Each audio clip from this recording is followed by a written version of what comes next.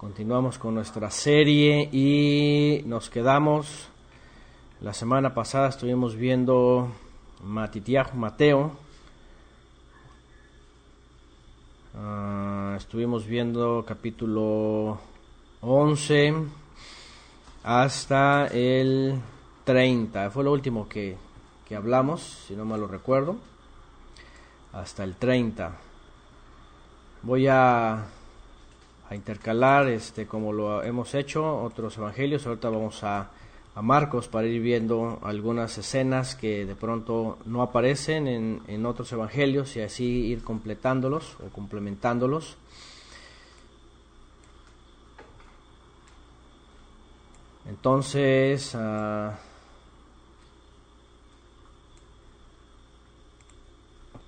Entonces estábamos diciendo que nos quedamos en Mateo 11 y vamos a Marcos 6, Marcos capítulo 6. Voy a retomar un poquito nada más para ver el paralelo que encontramos en Marcos 6. Bueno, Yeshua envía a sus discípulos en los primeros versos. En el verso 16 adelante, Herodes escucha de Yohanan, ¿verdad? Porque ya lo había mandado a decapitar, ¿se acuerdan este acontecimiento? Después le hablan de Yeshua, piensan que es él. En el verso 27 finalmente ahí dicen que Yohanan fue decapitado, ¿verdad? Había estado preso y lo llevaron a sepultar. Dice aquí en el verso 30, los apóstoles se reunieron con Yeshua y le informaron sobre todo lo que habían hecho y enseñado. Bueno, esto ya lo vimos la semana pasada.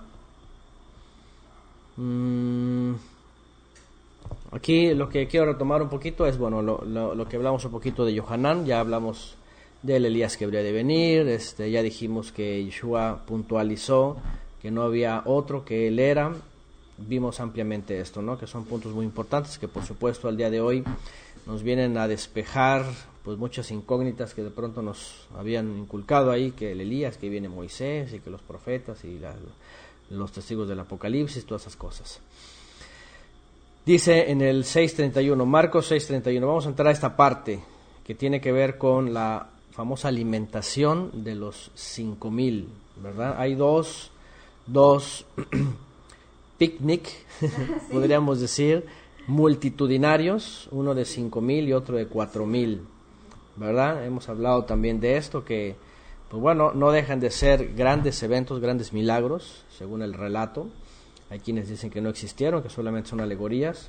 Bueno, aquí dice que existieron y además tienen alegorías, por supuesto. Además tienen una sombra interesante de la profecía.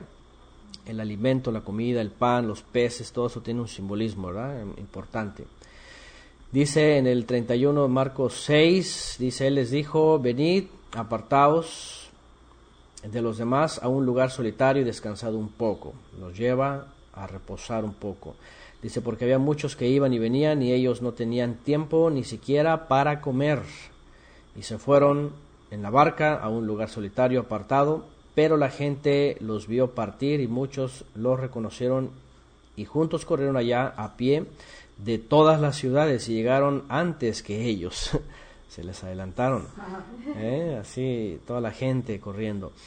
Al desembarcar, dice, él vio una gran multitud y tuvo compasión de ellos, porque eran como ovejas sin pastor, y comenzó a enseñarles muchas cosas.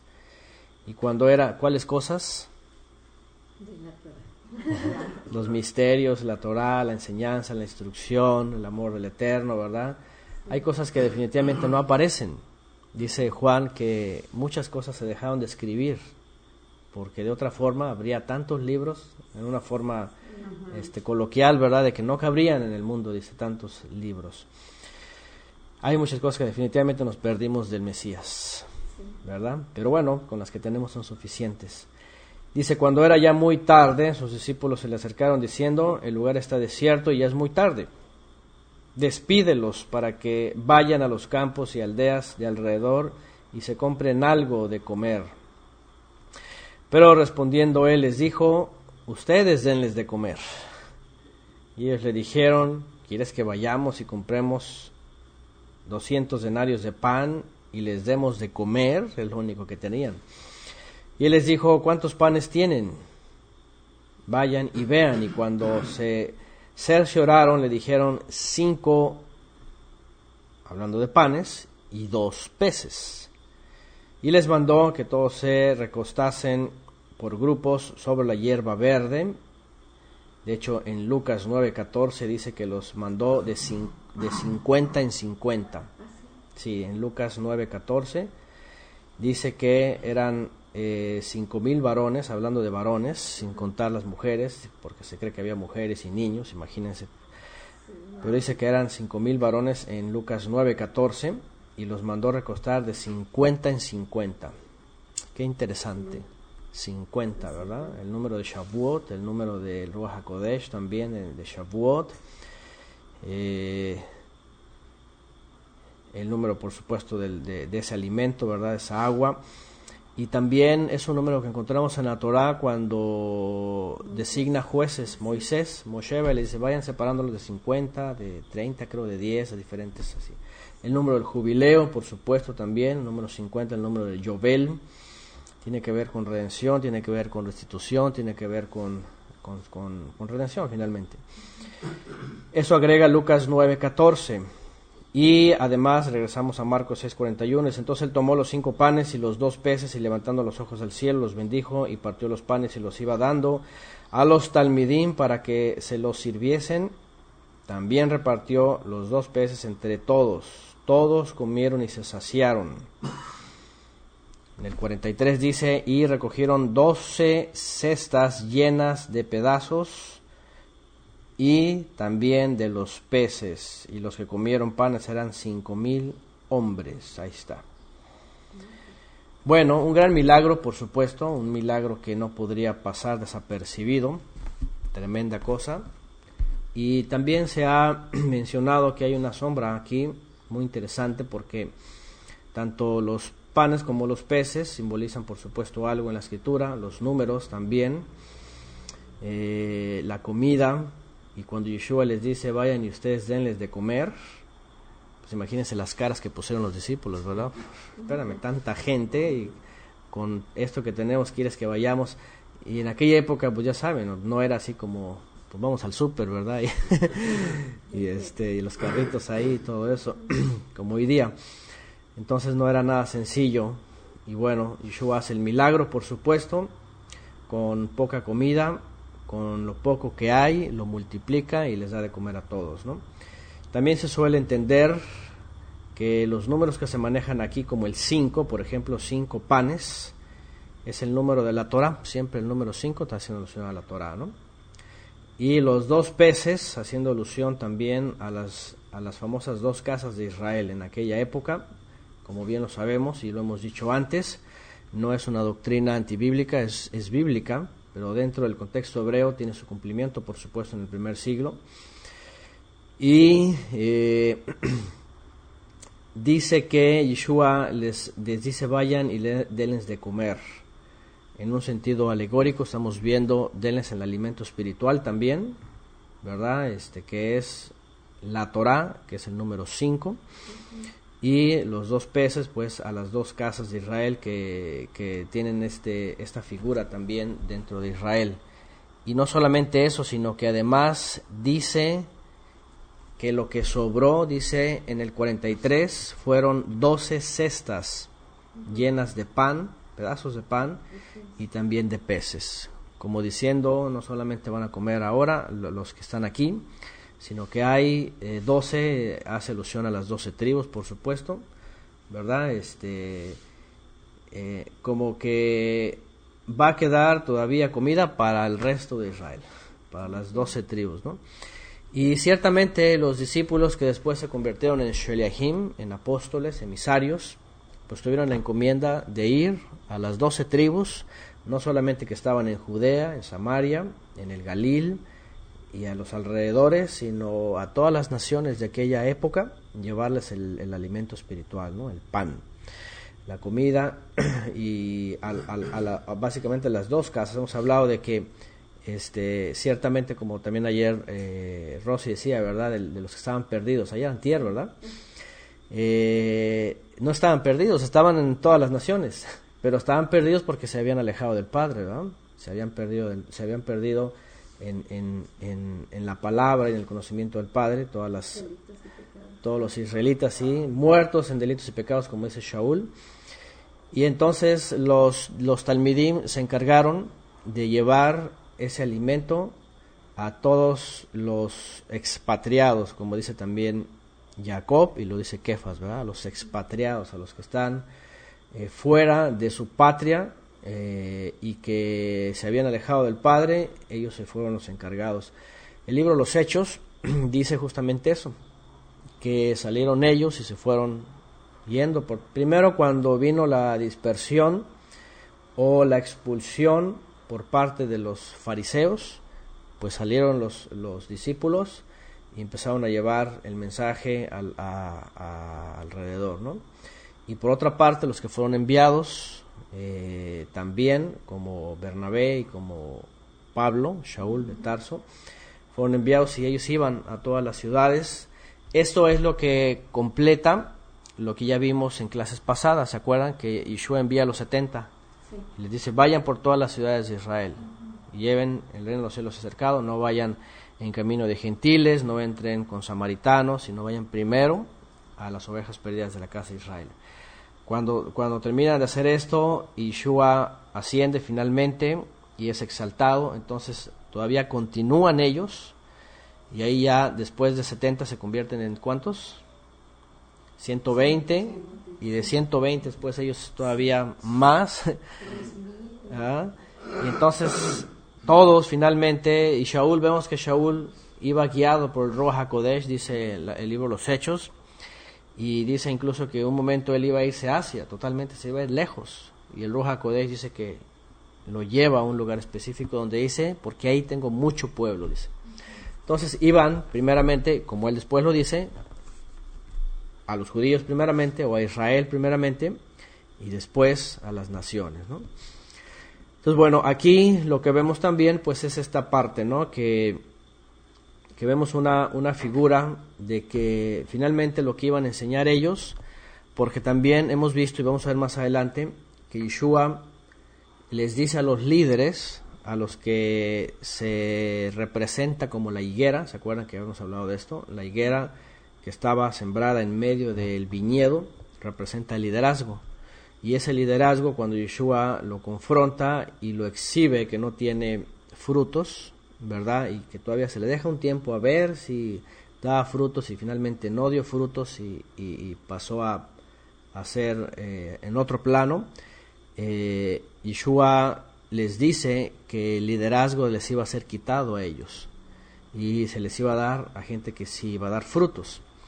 Entonces esto es la transferencia de la smijá, de la ordenación de ellos a sus discípulos, ¿verdad? Porque fueron enviados 70, pero después fueron confirmados 120, dijimos, que es el mismo número en aquella época del consejo de ancianos que se llamaba Sanedrín.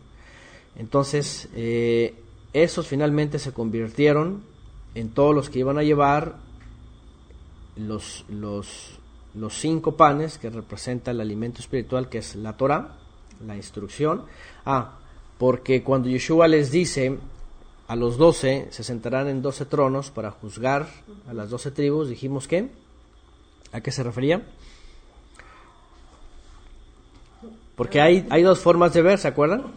¿Verdad? Aquí es diferente, ¿verdad? Aquí es diferente. Ahí en el chat pues están, pues a ver quién dice primero,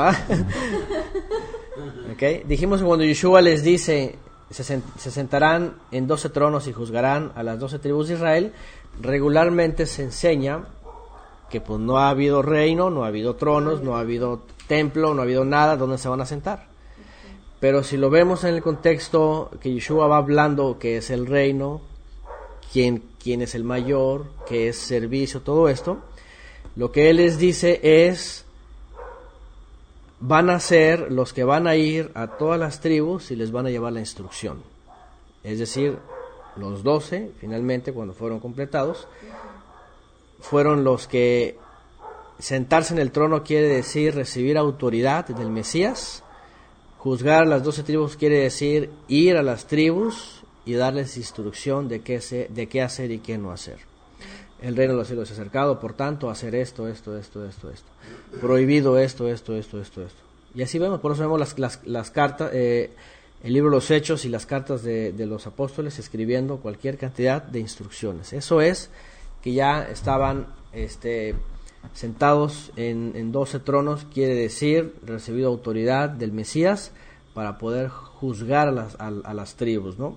Y juzgar a las tribus, dijimos que no nada más es llegar y emitir un juicio, sino más bien juzgar con justo juicio, juzgar con la Torá todas las cosas, ¿no? Por ejemplo, ¿cómo qué? Incluso a los gentiles les tocó juzgar. ¿Se acuerdan? Bueno, primero en el libro de los Hechos vemos cómo juzgaban ellos todas las cosas. ¿Cómo empezaron? Ahí va, una pregunta. Pedro, ándele, ya adelante. ¿Cómo empezó a juzgar Pedro? Pues a Ananías y su mujer. Exactamente. La propiedad, y ahí hicieron trampa, ¿verdad? Chanchulla, y querían. Sí, ahí los juzgó, ¿no? También cuando Pedro al principio, y fue antes que eso, si no mal lo recuerdo, en Shavuot, justamente, cuando viene Shavuot, bueno, el Ruach HaKodesh, y todos los israelitas que estaban ahí empezaron a decir, ¿qué es esto, no? ¿Y qué pasó con Pedro? Se levanta y, varones israelitas, y les empieza a decir, eso también es juzgar. Y aparte también les dice, no se equivoquen, esto que ven no es que están borrachos. Así es, eso es juzgar, les empieza a decir, el profeta dijo así, ese es el cumplimiento y todo eso, ¿no? Entonces cuando ellos se levantaban y emitían una palabra, por eso Yeshua les dijo, no se preocupen en lo que van a hablar incluso, ¿verdad? Sí, porque el Padre, el Ruach, va a poner palabra en vosotros. Entonces eso era juzgar, básicamente. O sea, no es de que tenía que venir un rey como en la antigüedad y poner a sus consejeros y todos ahí con sus coronas reinando, porque básicamente es lo que los discípulos de pronto pensaron, ¿no? ¿Se acuerdan aquellos dos discípulos que estaban peleando? No, tú allá y tú acá, y yo queremos estar a tu lado, yo a un lado. Abogando. Y la mamá, sí, son bien buenos hijos, yo los conozco, ¿verdad? ¿Y qué dijo Yeshua? No les toca a vosotros, ¿verdad? Dice, pero dice, el que quiera ser el mayor, sea vuestro servidor. Y ya les empieza a decir, no se trata de tronos físicos, no se trata de coronas, de cetros, no se trata de anillos, sino se trata de ser humildes y servir. Eso era, servir. Y entonces ellos comenzaron a entender y dijeron, ese es el reino. Es el reino, no es otra cosa, no es como las naciones, de hecho, ¿no? Porque dijimos que el asunto se descompuso cuando el consejo de ancianos llegó con Samuel y dijo, danos un rey como las naciones. Ahí se descompuso y después creyeron que todo era como las naciones. Hasta que entendieron que dijo, no es como las naciones, es como el Padre quiere. Ya puso a su hijo como rey y ahora nos está invitando a su reino, y entonces las formas cambiaron, ¿no? O más bien regresaron a su forma original. Bueno, eso es alimentar. Cuando estamos hablando de todos aquellos que tenían necesidad del Mesías, pero el Mesías se tenía que ir, pues ellos tenían que cumplir el propósito. Ahora, como dijimos también en las clases pasadas, dijo Yeshua, no terminarán de recorrer todas las ciudades hasta que el Hijo del Hombre sea manifestado. Dijimos que hay dos posibilidades. Los que estuvieron bien, a ver, los que estuvieron bien atentos a la clase, vamos a ver quiénes son. Ahí está, tiene la culpa el hermano entonces.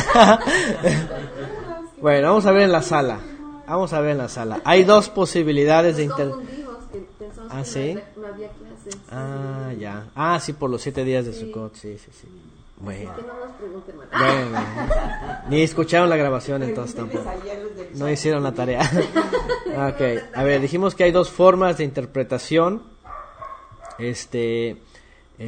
respecto a actualmente, pues, ¿no? Lo que se dice, ¿no? Respecto a dice aquí, cuando él resucitó la primera, a ver, dio a entender que no deberíamos enseñar la Torah. Ok, bueno, aquí hay unos que están diciendo. Bueno, habíamos dicho que hay dos formas de interpretación en el tema de... Hay dos formas de ver, dijimos, el asunto de... No terminarán de recorrer todas las ciudades de Israel hasta que el Hijo del Hombre sea manifestado. Dijimos que hay dos. La primera, dicen, no se ha cumplido, porque sigue el mensaje a todas las naciones, porque dice por ahí alguien, en todas las naciones hay una ciudad de Israel, o sea, hay israelitas, ¿no? Así genéticamente, vamos, el asunto del efraimismo, ¿no? Las tribus siguen perdidas. Pero por otro lado dije, pero bueno, si también se dice que ya no hay apóstoles, pues entonces deberían de vivir hasta el día de hoy los apóstoles que fueron enviados a todas las ciudades. Pero es imposible porque ellos murieron. Entonces, por otro lado dijimos, pero vemos que el asunto, el punto importante o más bien complicado es antes de que sea manifestado el Hijo del Hombre, o en algunos textos dice antes de que el Hijo del Hombre venga. Cuando vimos esta parte dijimos que Yeshua estaba hablando de su manifestación gloriosa. Entonces quiere decir que definitivamente ellos en el primer siglo no llegaron a ir a todas las ciudades de Israel de aquella época, porque el Mesías se manifestó antes. Pero el hecho de manifestarse no quiere decir que no iban a continuar, sino que Él les dijo, sigan todavía, vayan, dice, quédense en Jerusalén para que sean, ¿verdad?, llenos del Ruach HaKodesh, den testimonio en Judea, en Samaria, en Galilea, y luego dice, hasta lo último de la tierra. Es decir, la otra posibilidad es esta, la que dijimos, que estaban yendo por las ciudades de Israel de aquella época, y antes de que terminaran, Yeshua fue manifestado, muerto, resucitado, exaltado, y ellos después continuaron con las demás ciudades, ¿verdad?, llevando el mensaje. Continuaron. Y no hasta el día de hoy, simplemente ellos en su generación continuaron, y finalmente hasta las últimas décadas del primer siglo, todas las ciudades de Israel, incluso en la diáspora, recibieron el mensaje de Yeshua. Porque en el libro de los Hechos eso da testimonio. Incluso dice que Pablo, cuando llegaba a alguna ciudad en el exilio, lo primero que decía, Yeshua es el Mesías. Y dice, y en la sinagoga dice que él leía el rollo, y entonces les persuadía de que Yeshua era el Mesías usando las Escrituras. Ajá.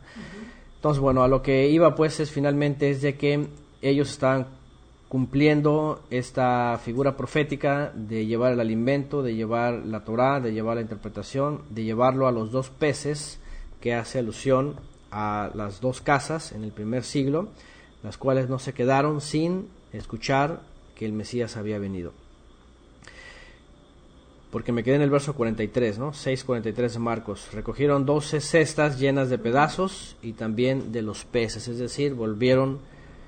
Este texto nos hace una representación de que lo que Yeshua hizo, el milagro que Yeshua hizo de multiplicar el alimento, espiritualmente hablando, era suficiente para que ellos lo siguieran llevando a todas las ciudades de Israel y todos fueron alimentados por la palabra, ¿verdad?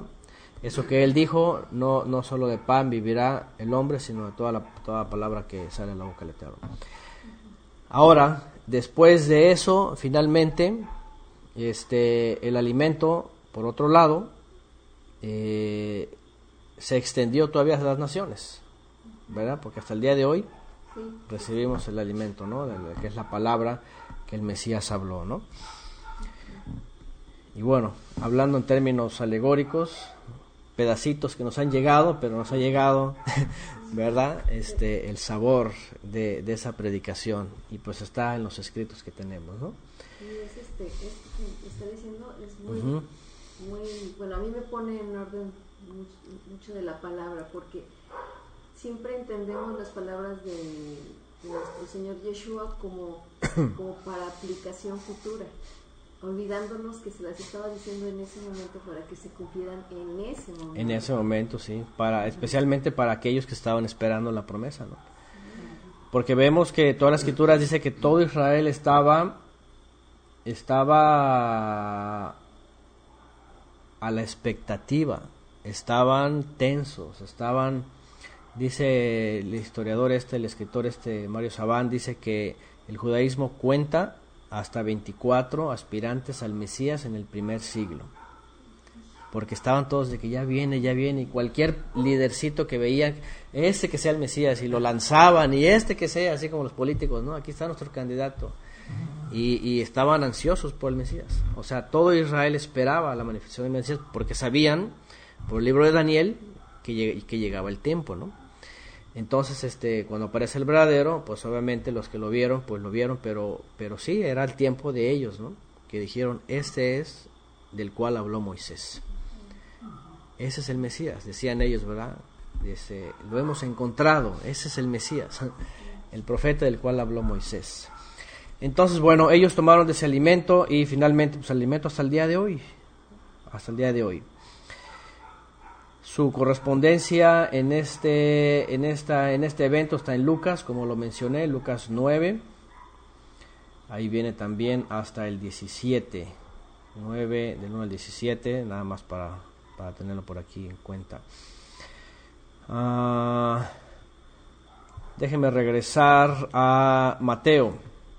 Vamos en paralelo, vamos a otro evento.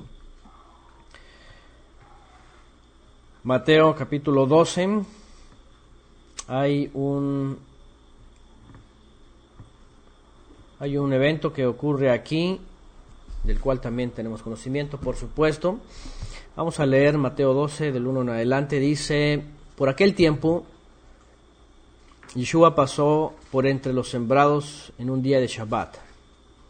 Sus discípulos tuvieron hambre y empezaron a arrancar espigas y a comer.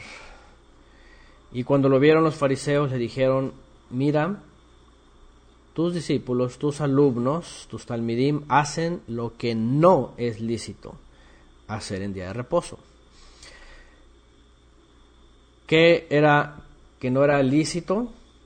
Bueno, hemos hablado también de aspectos de lo que es lícito y lo que no es lícito según la Torah, porque definitivamente hay cosas que son muy explícitas, y salir, como dice aquí,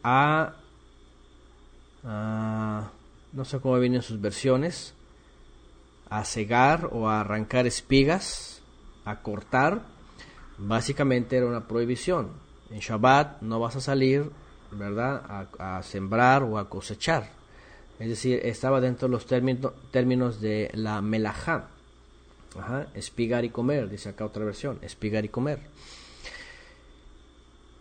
Bueno, porque vamos a ver el contexto, ¿no? Lo que Yeshua menciona. Definitivamente porque había alajot, es decir, takanot, mandamientos de los fariseos, que se basaban en otros mandamientos para extenderlos, pero este realmente no era un mandamiento necesariamente de los fariseos. Tenía una, podríamos decir,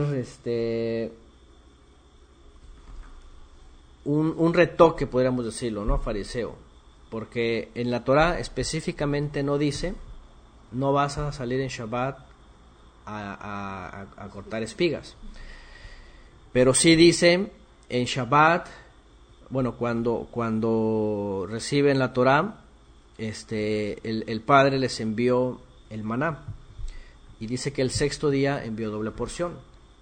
Entonces dice que una israelita salió el séptimo día, dice, a recoger, a ver si había, ¿no? Y no había nada. Y otro dice que quiso guardar entre semana, ¿no? Más y entró en putrefacción. Entonces, a partir de ese tipo de historias, se toman algunas takanot. Por ejemplo, el hecho de no salir el día séptimo quiere decir, en Shabbat no tienes por qué ir a buscar tu comida, porque ya en el sexto ya tienes que tener listo todo para Shabbat. Entonces, a raíz de eso, se crea un nuevo mandamiento, que es parte del mismo mandamiento, pero ya es una prohibición, de tal manera que ya en Shabbat mejor ni salgas ni a comprar, ni a vender, ni a traer nada, ni nada de eso, todo tenlo ya listo. Entonces, básicamente de ahí, porque específicamente no dice prohibido en Shabbat salir a espigar, así tal cual no dice. Entonces se entiende que por un lado es parte del mandamiento, pero por otro lado se entiende que los rabinos ya habían desarrollado lo que se conoce como Avot Melahot, ¿se acuerdan? Las 39 prohibiciones de trabajo. Avot Melahot quiere decir transgresiones de trabajo. Melajá es en hebreo, cuando en Génesis aparece la palabra melajá, tiene que ver con trabajo. Y bueno, cuando ellos dicen ¿qué es trabajo? ¿Qué es una melajá? Entonces desglosan 39 trabajos prohibidos en la Torá, y una de ellas, por supuesto, es cortar. Dicen, cortar es una melajá. Cargar, mover, sembrar. Empiezan a hacer varias, a sacarlas del principio de melajá. Entonces, bueno, dentro de Israel, por supuesto que estaba prohibido, y Yeshua lo sabía. De tal manera que cuando le dicen, ¿por qué tus discípulos hacen lo que está prohibido? Él nos responde, ¿en dónde está prohibido? Él no dice, a ver, muéstrame la Torah, a ver qué está escrito. Él en realidad les da una explicación en donde secunda que sí está prohibido, pero les enseña que es más importante otra cosa, ¿verdad? Otra cosa. Más importante es, en este caso, y ahorita lo vamos a ver, la misericordia, bueno, finalmente lo pone ahí, que basarse estrictamente en un mandamiento para cumplirlo y dejar de hacer algo más importante, ¿no? Entonces, ahora, ellos podrían hacer esto cualquier día de la semana, ¿verdad? Ellos podrían comer, bueno, la Torá, por ejemplo, dice, cuando pases por el terreno de un hermano tuyo y hay uvas, dice, puedes ir y comer uvas. Si hay aceitunas, si hay lo que sea, ¿no? Dice, no puedes agarrar y llevártelo a la bolsa, eso sí está prohibido, porque eso es robo. Pero mientras vas pasando, sí puedes comerlo, ¿no? O los pobres que pasaban por las esquinas de los sembradíos y también podían comerlo, ¿no? Cualquiera que hacía esto, lo hacía, pero entre semana, no en Shabbat. En Shabbat, en teoría, ya tuvieron que haber tenido lo suyo, ¿no? Sin embargo, Yeshua, aparte de que pasan y comen, lo cual estaba permitido, el problema era que lo estaban haciendo en día de Shabbat. Bueno, ¿por qué lo hacían en el Shabbat? Bueno, porque en teoría vemos que Yeshua andaban por todos lados, iban compartiendo de sinagoga en sinagoga, y pues no tenían ni tiempo ni para comer. Entonces, bueno, vamos a ver lo que dice más el texto. Le dicen a él, tus discípulos hacen lo que no está permitido hacer en el día de Shabbat. Mateo 12:3 dice, pero él les dijo, ¿no habéis leído lo que hizo David cuando él y sus compañeros tuvieron hambre?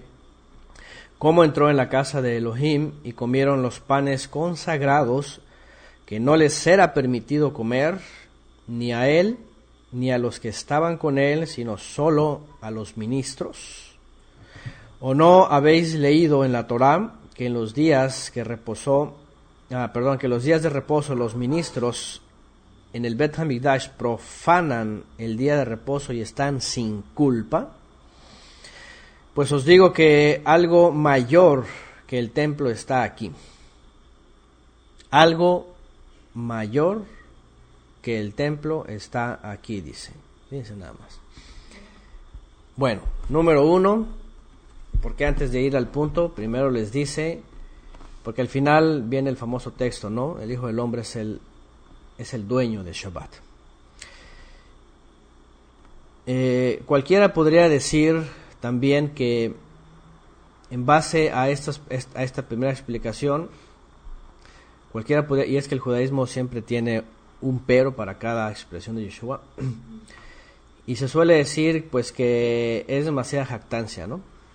Así como que decir, a ver, te sientes más que David y te sientes más que los ministros, ¿verdad? Sí. Que nada más por esa explicación puedes decir que tú puedes hacer lo mismo, nada más porque dices que eres más que ellos, porque aquí Yeshua definitivamente no dice que no estaba prohibido. Él está secundando básicamente que sí está prohibido. Pero por otro lado también él está tomando ejemplos en el Tanaj de cómo se ha transgredido esta parte. Ahora también hay un reclamo del judaísmo en donde dicen que David, este texto también estaba fuera de contexto, pero bueno, la escritura sí lo menciona, que David sí hace esto, ¿verdad? Y se acuerdan que él llega, ¿verdad? Y entonces dice que empiezan a comer, andaban todos hambrientos, andaban... Después por causa de eso matan a los sacerdotes. Sí, ya después por eso sí va Saúl y mata a todos los ministros. Entonces, David definitivamente toma de lo que está prohibido, y David era un hombre muy temeroso. David no se la piensa dos veces. No dice, ay, comeré o no comeré, Señor, ¿qué hago, verdad? No estaba así como que... Imagínense, ese hombre cuyo corazón era como el Eterno lo quería, o sea, ahí no se la pensó. Ahí dijo, ¿saben qué? Pues agarren y órale, ¿no? Imagínense. Corriendo de un lado para otro, luchando, sin comer, mal dormidos, desvelados, desmañanados, todo, y con hambre, pues les dijo, órale, coman. ¿Qué es lo que menciona aquí Yeshua? Porque más adelante lo va a decir, que fue una transgresión lo que hizo David, definitivamente, porque esos panes que estaban consagrados solamente eran para los levitas, ¿no? El resto de Israel no los podía comer. Después menciona a los levitas que en el Bet Hamikdash ellos se la pasan haciendo melajot. ¿Por qué? Porque pues obviamente cargan, cortan la yugular del animal, destazan, prenden fuego en el altar, o sea, hacen todo lo que está prohibido, todo lo que está prohibido. Y les dice él, ¿y por qué están sin culpa? Obviamente, pues es parte del servicio. Es decir, finalmente, ¿para qué eran los mandamientos? ¿Para qué era la Torah? ¿Para qué era la Torah? Ahorita vamos a esto. Y después de todo eso dice, pero os digo algo mayor, que el templo está aquí. Es decir, Yeshua se estaba posicionando en un lugar en donde él podía tomar las mismas decisiones, ¿verdad? En base a la importancia de David y los ministros, de tal manera que la razón que va a él explicar no tiene que ver solamente con autoridad, o porque él es el Mesías, o porque es mayor que David y los ministros, sino porque simplemente el mandamiento está hablando de misericordia y no sacrificio. Dice aquí en el verso 7, pero si hubierais sabido lo que significa, y aquí, si ustedes, y esta expresión como que de pronto se nos pasa de largo, ¿no? Si hubierais sabido lo que significa misericordia, porque nos enfocamos más a, ay sí, misericordia y no sacrificio. Pero cuando dice, si hubieras sabido lo que significa, ¿cómo dicen sus versiones? A ver si hay versiones que digan diferente. Si entendierais qué significa misericordia, quiero y no sacrificio. Si entendieran, si aquí dice la de Ricardo Álvarez, comprendido, si hubieran comprendido. Si supieseis, dice en la de Miguel también, si ustedes hubieran conocido lo que es esto, misericordia, deseo y no sacrificios, en la de Yerusha. La de Guadalupe, si hubieran conocido, si supiesen. ¿Qué importancia tiene esta expresión? Pues muestra el espíritu de la Torah, ¿no? Sí, por ejemplo, hay un dicho que se dice, que es, nadie sabe lo que tiene hasta que lo pierde, ¿verdad? Es como, ya nos cayó el 20, ¿verdad? Ya hasta que no lo tenemos es cuando, híjole, ¿cómo no lo hubiera aprovechado? ¿Cómo no hubiera hecho uso verdadero de lo que tuve y ya no lo tengo? Esa expresión como que nos hace caer el 20, así como que lo importante que es saber en el momento preciso lo que tenemos o lo que podemos hacer. Entonces lo que está diciendo Yeshua aquí es, si supieran realmente lo que es el espíritu del mandamiento, que siempre busca el bien, siempre busca la bondad, siempre busca la misericordia, porque los mandamientos que entregó el Eterno no eran para mal, así dice, sino para bien. Pero el problema de no ver el bien es de que finalmente se terminan haciendo por la obligación, pero no por el bien. Es que debes, es que está prohibido ahí, es que así dice, ¿verdad?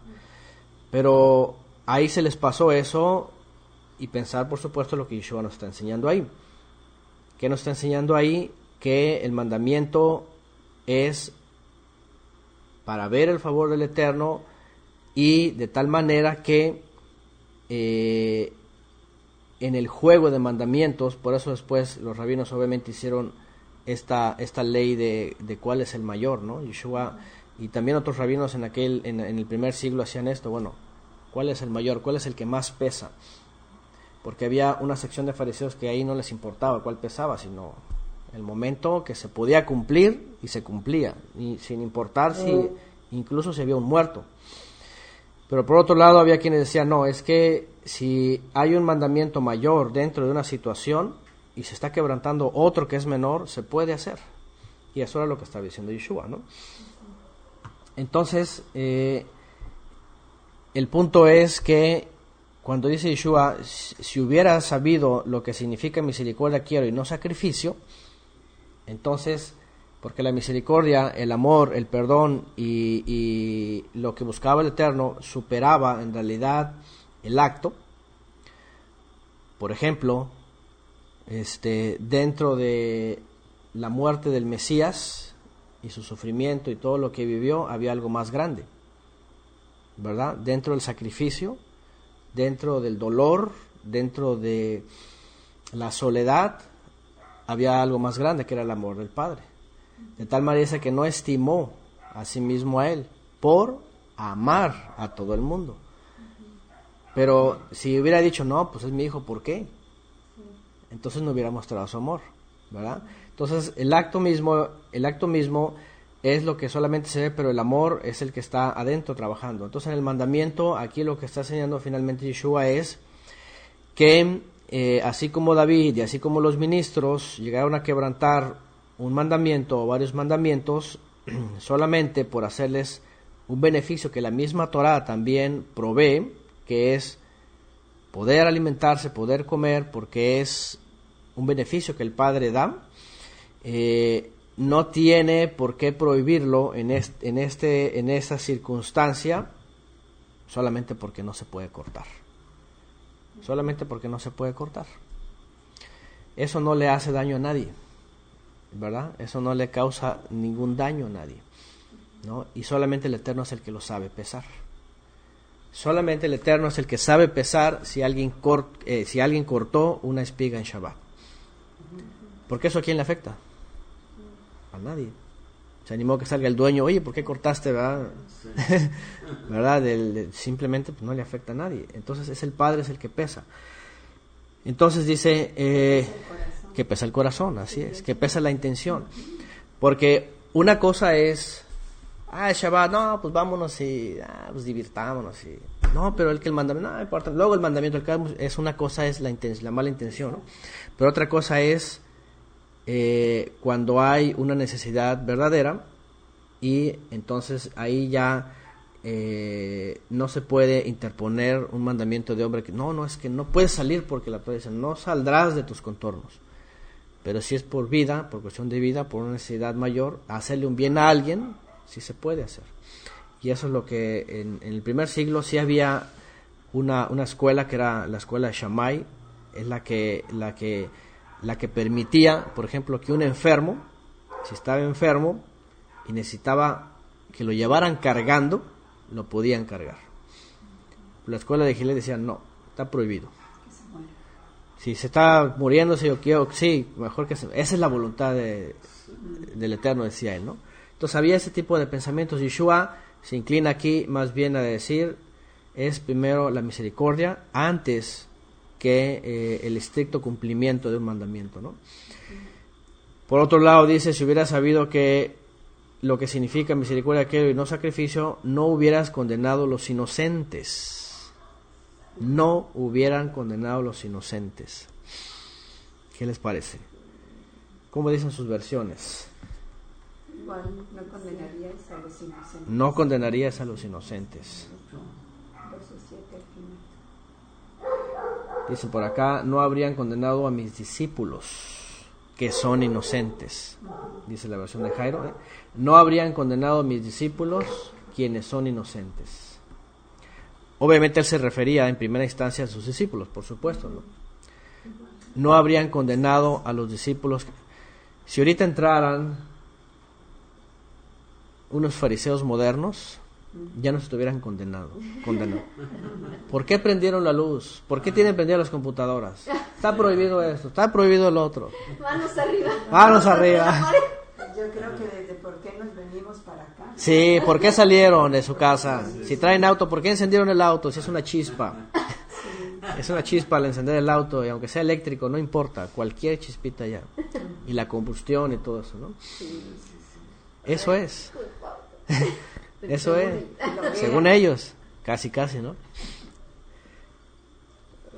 Eso pasó con los discípulos, así de sencillo. O sea, lo que Yeshua está viendo es una exageración humana que no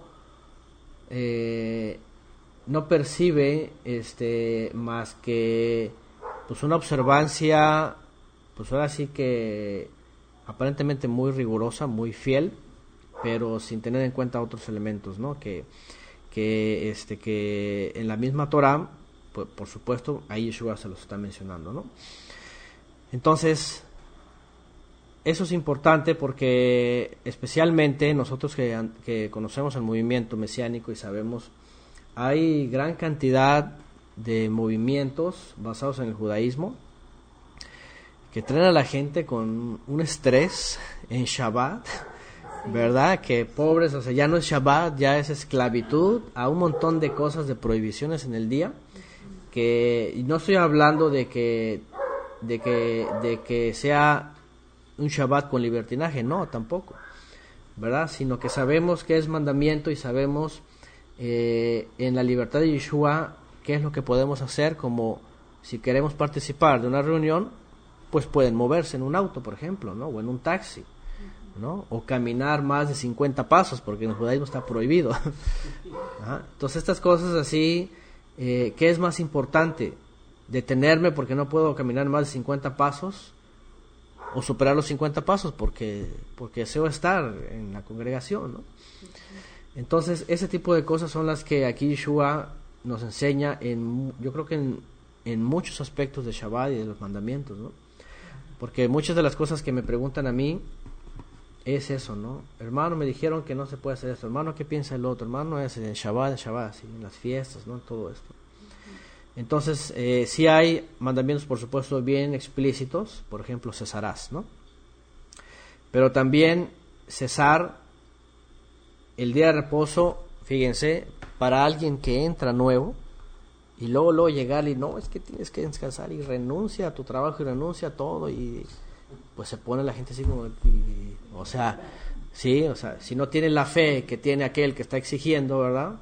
Así como que pues voy a dejar todo de pronto de un momento a otro, no, porque si traemos toda una vida, por ejemplo, ¿no? De vivir así, de adoctrinamiento y de exigencias del mundo, yo no creo que el Eterno en el primer momento que se sepa alguien de Shabbat, luego le diga, ya guarda Shabbat, así, de plano, así, pum, y darle un cortón, ¿no? No ha ido limpiándonos poco a poco. Poco a poco, sí. El pescado no hay una máquina que todas las escamas así, pum, ya, se fueron. Sino empieza a tallar las escamas, ¿va? Por los lados, así, hasta que ya no se quede ninguna. Poco a poco. Y luego las espinas, ¿verdad? Entonces, me han preguntado personas así porque hemos tenido hermanos que llegan y dicen, no, es que a mí me dijeron, deja tu trabajo rápido y deja tu familia y deja todo, y me metí en problemas y ya me quedé con deudas y no sé qué. Y les digo, no, no es eso, no, así no es la cosa, ¿no? El mandamiento es más, a los primeros creyentes, el Virgen Gentil, les dieron de entrada 4 mandamientos para que comenzaran en Hechos capítulo 15. Ni siquiera les dijeron, aquí está toda la Torá y cúmplala ya, porque si no, no van a entrar al reino de los cielos.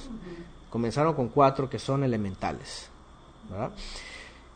Dice, porque después en la sinagoga pues iban a comprender más, poco a poco, ser lavados, ¿no? Entonces ahí está la misericordia también. Yeshua, no crean que nos está llamando, y más a los que están entrando por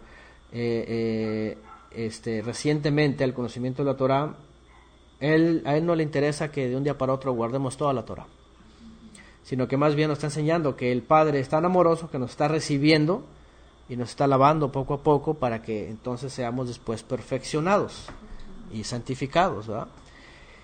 Y ahí también depende, también hay quienes van rápido y hay quienes van muy lento, porque también a eso hay que entenderlo, ¿no?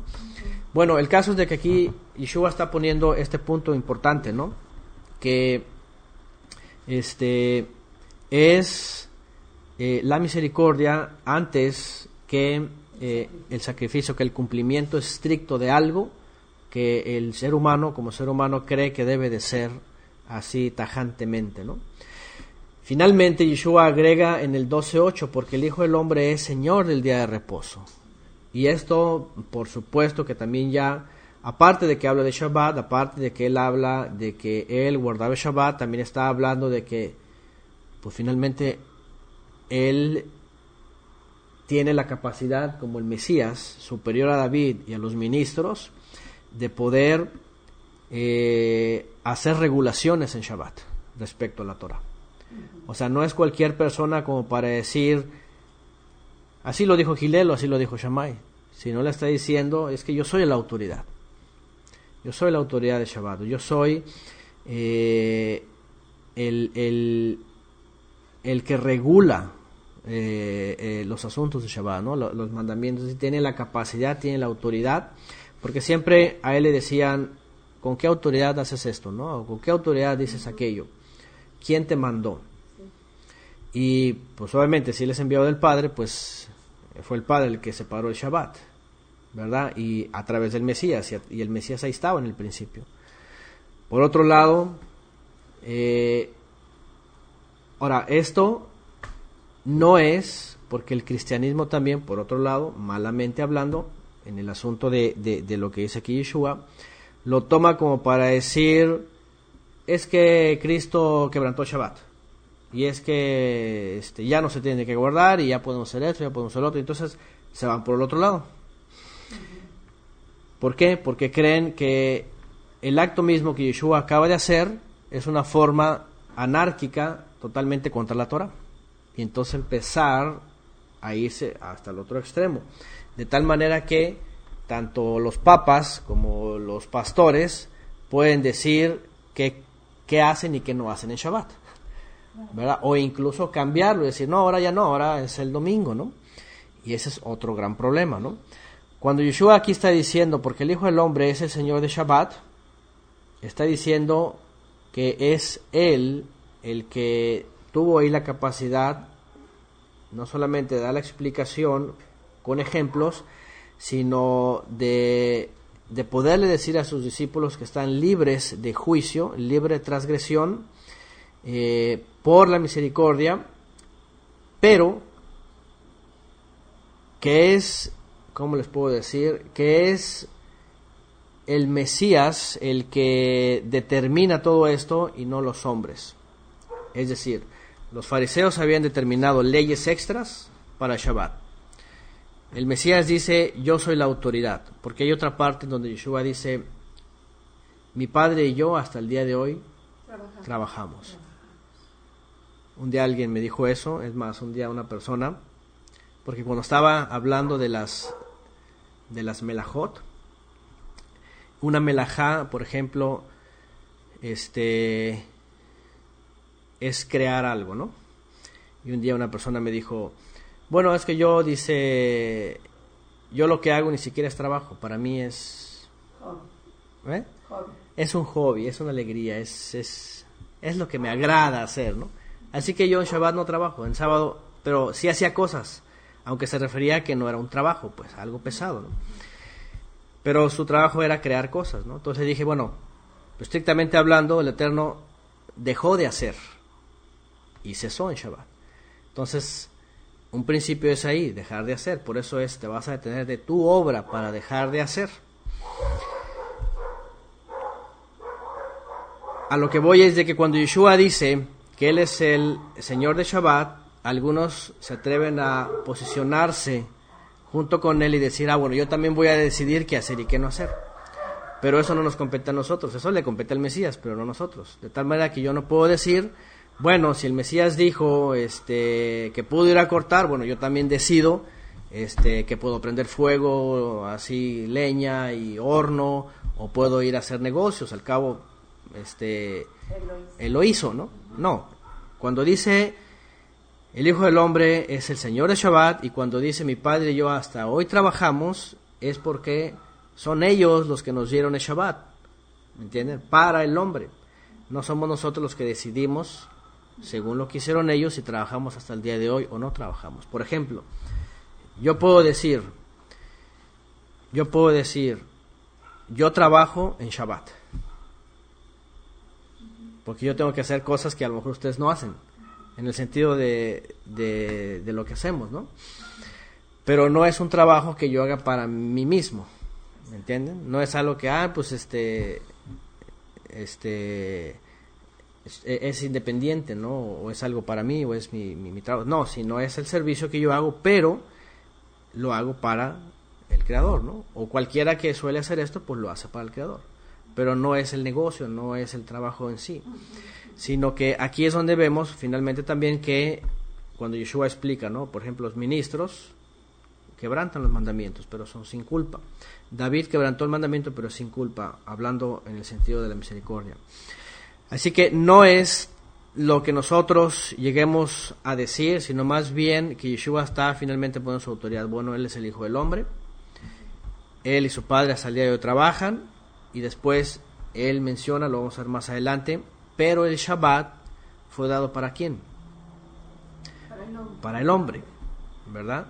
Cuando dice, porque el día de reposo fue dado para el hombre y no el hombre para el día de reposo, también está diciendo, si nosotros no somos el Mesías y Él solamente tiene la autoridad para regular, pero nosotros somos Adán, entonces Él regula para nosotros y nosotros nos beneficiamos del Shabbat hasta el día de hoy, ¿verdad?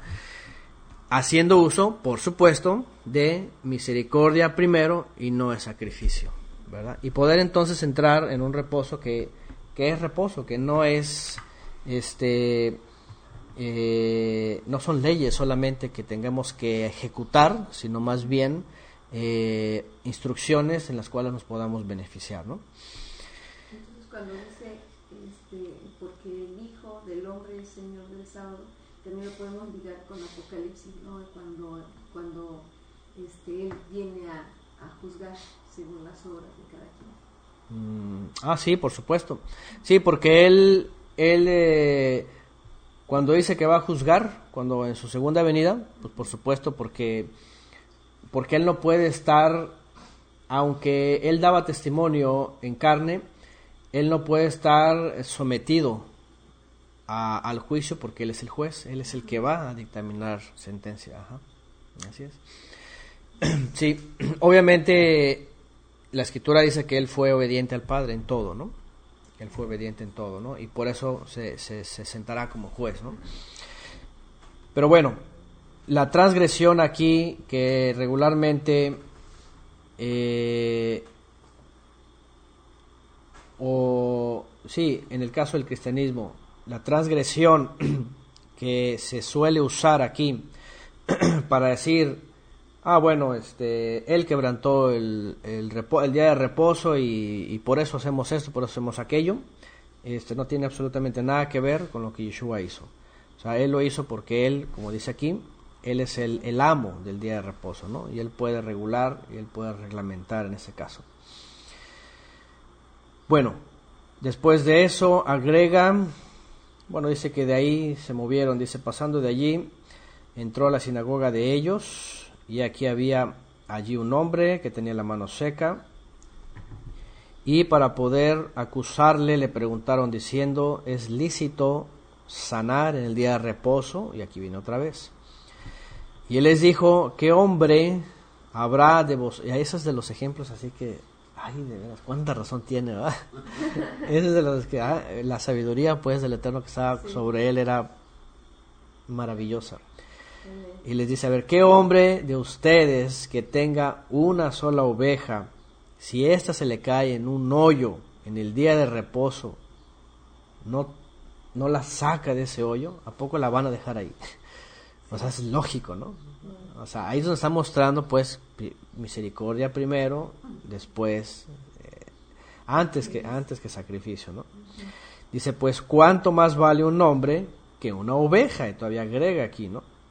Por tanto, es lícito, está permitido. Todas esas preguntas que tenían que ver con ¿está permitido o no está permitido? No te está permitido hacer esto. Tenía que ver con la Torah, por supuesto, y las leyes que también ellos habían agregado, ¿no? Pero específicamente, por ejemplo aquí, sacar una oveja de un pozo, para ellos, la Torah no lo prohíbe. La Torah no prohíbe que un animal sea sacado de un pozo. Pero para ellos cargar era una melajá. Automáticamente cargar, dicen ellos, cuando el ser humano con su fuerza, con su dependencia, con su poder, controla un objeto, o en este caso un animal, dice eso es una melajá. Entonces eso está prohibido. Para ellos está prohibido. Entonces les pone el ejemplo claro, ¿no? Aquí no es un objeto que cualquiera puede decir, bueno, pues lo saco mañana. No, aquí es una ovejita, ¿no? Es un animalito que está en un pozo y pues ya de plano, a menos que la persona no tenga amor, ya ni siquiera, ¿no? Por la ovejita, ¿no? Así que diga así como que no me interesas, o sea, ya sería demasiado, ¿no? Pero les pone el ejemplo que cualquiera, por supuesto, podría decir, no, pues sí la voy a sacar, no voy a dejarla ahí. Entonces, es de los ejemplos así más impresionantes. ¿Quién de ustedes que tiene una sola oveja, y se le cae un hoyo en el día de reposo, a poco no la va a sacar de ese hoyo? Y entonces cuando lo dice, ¿cuánto más vale un hombre o una oveja? Por tanto, está permitido. Ahí está. Sí está permitido hacer el bien en el día de reposo. Aquí, rápido. Entonces dijo al hombre, extiende tu mano, y él la extendió y le fue restaurada, dice, sana como la otra. Aún con esto, vean lo que dice en el 13, pero cuando los fariseos salieron, se confabulaban contra él para ver cómo podrían destruirlo. Fíjense nada más. Mas Yeshua, sabiéndolo, se retiró de allí, y muchos le siguieron, y los sanó a todos, y les advirtió que no revelaran quién era él. Dice en el 17, para que se cumpliera lo que fue dicho por medio del profeta Isaías, cuando dijo, mirad mi siervo, a quien he escogido, mi amado, en quien se agrada mi alma, sobre él pondré mi ruaj, y a las naciones proclamará justicia, no contenderá, ni gritará, ni habrá quien en las calles oiga su voz. No quebrará la caña cascada, ni apagará la mecha que humea, hasta que lleve al triunfo la justicia, y en su nombre pondrán las naciones su esperanza. Ahí está, y bueno, un texto de la profecía que hablaba sobre él, las características de él, especialmente esta parte donde dice, ni habrá quien en las calles oiga su voz. De hecho, en la tradición judía hasta el día de hoy, fíjense, es muy interesante porque yo escuché de un rabino hace unos años, en donde decían ellos que era necesario que cuando llegue el Mesías, bueno, ellos dicen que apenas va a llegar, que cuando llegue el Mesías, una de las características, dicen ellos, que va a tener el Mesías, es de que jamás diga Ani Hamashiach, yo soy el Mesías. Nadie, o sea, él no tenía que decir por sí mismo, yo soy el Mesías. Fíjense qué interesante. Así dicen los judíos hasta el día de hoy. Ajá. ¿Por qué? Porque hubo muchos que sí llegaron a decir, ¿no? Por ejemplo, Shabbatai Zvi llegó a decir que él era el Mesías, ¿no? Pero Yeshua jamás le dijo a Israel entre las calles, yo soy el Mesías, yo soy jamás. Al contrario, decían, no digan. Y un día, y ahorita lo vamos a ver, llegó a sus discípulos y les preguntó, ¿quién dice la gente que soy yo? ¿Verdad? Entonces, para él era prioritario eso. ¿Por qué? Porque en realidad es que en la profecía viene esto. Bueno, viene también además, dice, mirad a mi siervo que he escogido, mi amado en quien se agrada mi alma. Sobre él pondré mi ruach, ahí está, eso es Mashiach, ungido. Sobre él, aquí es el Padre, por supuesto, el Eterno hablando a Israel. Del Mesías dice, sobre él, sobre mi siervo voy a poner mi aliento. Y las naciones proclamarán justicia. ¿Cómo dicen sus versiones? ¿Igual? Los gentiles anunciarán juicio. Y a los gentiles anunciará juicio. ¿Cuál otra? A ver si hay alguna más. Y anunciará el derecho a los gentiles. Anunciará el derecho a los gentiles. A ver, y a los gentiles anunciará juicio. A ver, vamos a ver más versiones porque aquí como que tiene una pregunta esta expresión, ¿no? Dice por acá, ese verso precisamente lo descarta como Dios, sí, así es. De hecho aquí está diciendo del ungido, ¿no? Del Padre. Juicio a las naciones. A ver, ¿cuál más? He aquí mi siervo al cual he escogido, mi amado, en el cual se agrada mi alma, pondré mi espíritu sobre él y a los gentiles anunciará juicio. A los gentiles anunciará juicio. Justicia, dice por acá, a los gentiles Kadosh. Juicio a las naciones.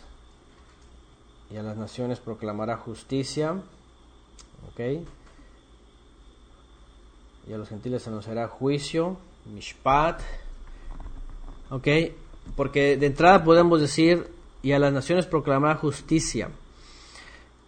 O algunas palabras, algunas versiones de juicio, pero el juicio se escucha como que condenar, ¿verdad? Condenar a las naciones, condenar a los gentiles, como que acusarlos, ¿no? Uh-huh. Pero más bien el profeta, o el Eterno a través del profeta, estaba hablando que aparte de Israel, también él iba a enseñar a las naciones la justicia de la Torah, la justicia del Eterno.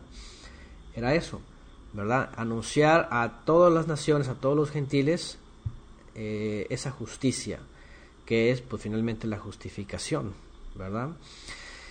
No va a contender, ni va a gritar, ni habrá quien en las calles oiga su voz. ¿Contendía Yeshua?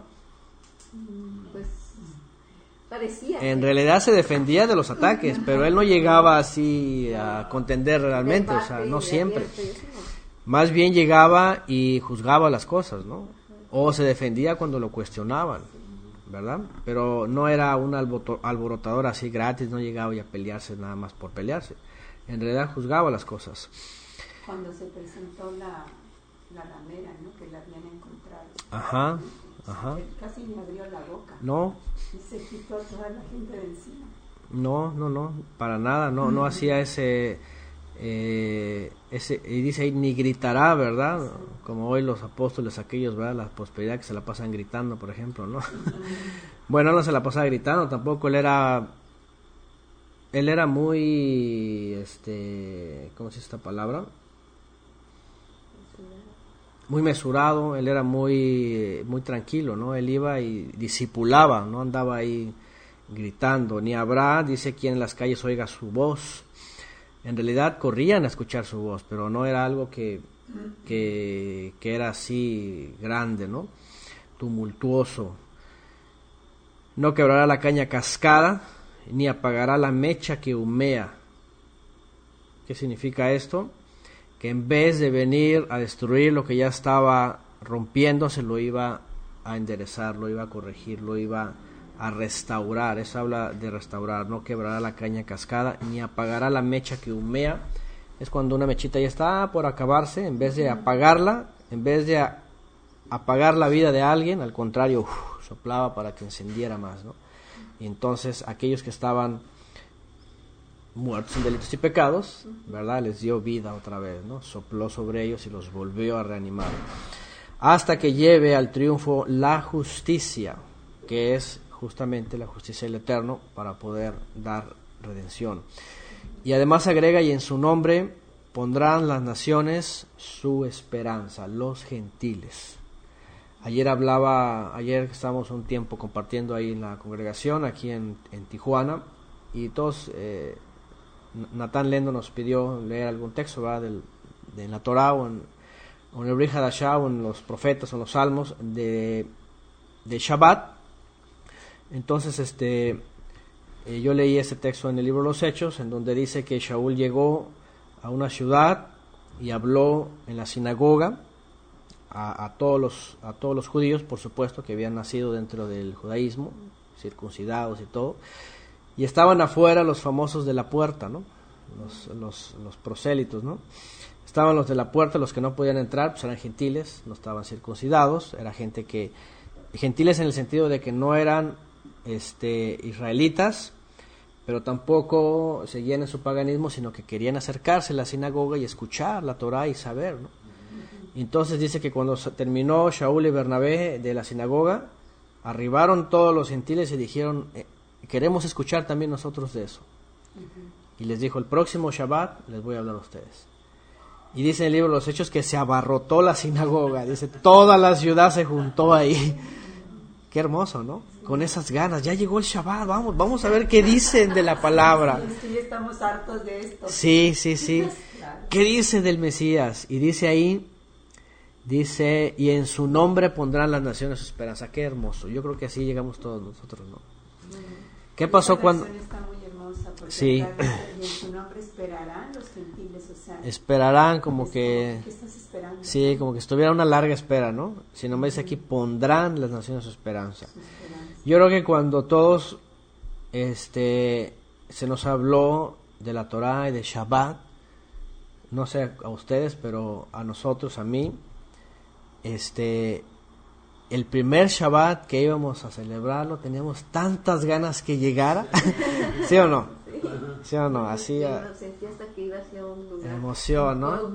Sí, no, hasta, mira, llena de emoción los ojos.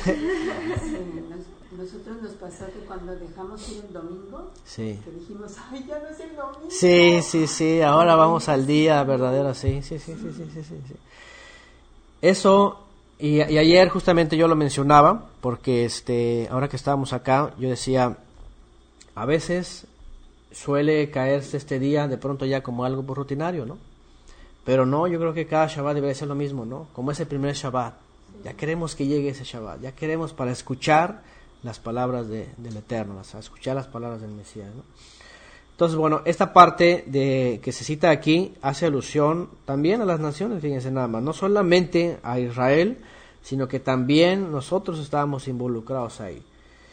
Y dice, pondrán en su nombre, en el nombre del Mesías, del siervo del Eterno, las naciones su esperanza. Por eso hemos dicho una y otra vez, ¿en dónde está nuestra esperanza? ¿En dónde está? Nuestra esperanza está en el Mesías, en Yeshua, el cual pues nos trae esa esperanza. Obviamente Él nos dio instrucción, nos dio Torah, nos enseñó a ser obedientes, la santidad, pero de Él viene pues ese favor del Padre, ¿no? Él es el favor del Padre. Así es, como dice Aurelio de Anda, que ese primer amor no se acabe, que ese primer amor permanezca hasta el día de hoy, ¿no? Que tengamos el mismo anhelo, no solamente de eso, sino de siempre acercarnos a la palabra, a ese alimento. Y bueno, finalmente dice que le trajeron, vamos a continuar con esta parte, le trajeron a un endemoniado, ciego y mudo, y lo sanó, de manera que el mudo hablaba y veía. Y todas las multitudes estaban asombradas, decían, ¿acaso no es este el hijo de David? Pero cuando los fariseos lo oyeron, y aquí ven otra vez, ¿verdad?, estos amigos, Este no expulsa a los demonios, sino por Belcebú, el príncipe de los demonios. Aquí viene esta acusación que ya estudiamos anteriormente, ya la vimos, para no volverla a ver detalladamente. Dice, bueno, casi es lo mismo lo que ya vimos. Habla de la acusación, ¿verdad? El pecado contra el Ruach HaKodesh, de la atadura a Satanás, ya dimos una clase especial de esto. Y pues finalmente habla de la atadura a Satanás y habla también de la autoridad que tiene Mashiach para limpiar a Israel. Bueno, quiero irme a Lucas para ir a ver otro paralelo rápidamente. En Lucas 9 dijimos que vimos la alimentación de los 5,000.